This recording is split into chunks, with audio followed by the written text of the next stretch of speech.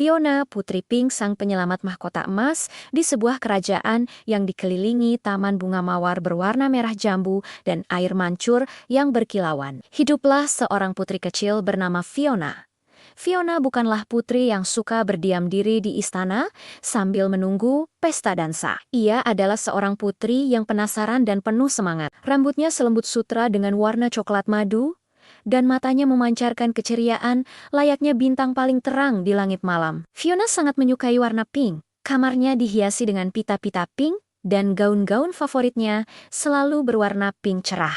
Namun, yang membuat Fiona paling istimewa adalah hatinya yang berani dan suka menolong. Pada suatu pagi yang cerah, saat matahari baru saja menyapa puncak menara istana, Fiona menyelinap keluar dari kamarnya. Bukan untuk bermain boneka, melainkan untuk mengunjungi hutan bisikan di tepi kerajaan. Semua orang dewasa bilang, hutan itu terlalu gelap dan berbahaya untuk seorang putri kecil. Namun, Fiona teringat cerita dari paman tukang kebun bahwa di tengah hutan ada pohon apel tua yang buahnya bisa menyembuhkan segala kesedihan. Malam sebelumnya, ia melihat ratu, ibunya, tampak murung karena mahkota permata pusaka kerajaan hilang. Fiona membawa tas kecil berisi roti gandum, botol air, dan sebuah kompas kecil. Ia melangkah hati-hati, mengikuti jejak lumut yang bersinar. Di dalam hutan bisikan, suara-suara pohon yang bergesekan terdengar seperti bisikan rahasia. Tiba-tiba, ia mendengar suara rintihan pelan. Fiona,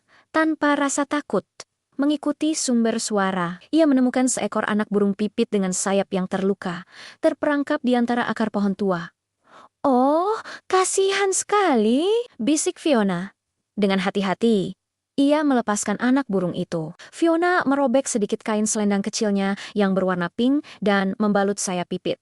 "Jangan khawatir, aku akan membawamu ke tempat yang aman," kata Fiona dengan lembut. Anak burung pipit itu mengepakkan sayap yang sehat dan hinggap di bahu Fiona, seolah berterima kasih. Pipit menunjuk ke arah jalan setapak yang samar-samar. Fiona mengikuti petunjuk itu.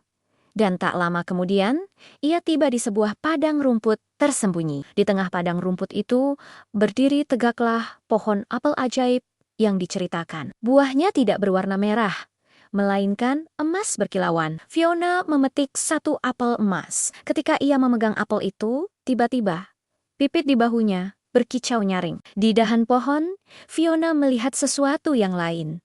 Sebuah mahkota permata yang berkilauan. Itu adalah mahkota pusaka kerajaan yang hilang. Ternyata seekor burung gagak besar membawanya dan menjatuhkannya di dahan pohon ini. Dengan gembira, Fiona memasukkan mahkota itu ke dalam tasnya, lalu bergegas kembali ke istana. Raja dan ratu sangat terkejut sekaligus lega saat Fiona muncul dengan mahkota permata di tangan dan anak burung pipit di bahunya. Ratu segera memeluk putrinya erat-erat. "Fiona, putriku yang pemberani. Kau benar-benar luar biasa," puji raja sambil tersenyum bangga. Fiona memberikan apel emas itu kepada ratu. "Makanlah ini, bunda. Paman tukang kebun bilang apel ini bisa menyembuhkan kesedihan." Ratu memakan apel itu, dan hatinya terasa dipenuhi kebahagiaan dan kehangatan.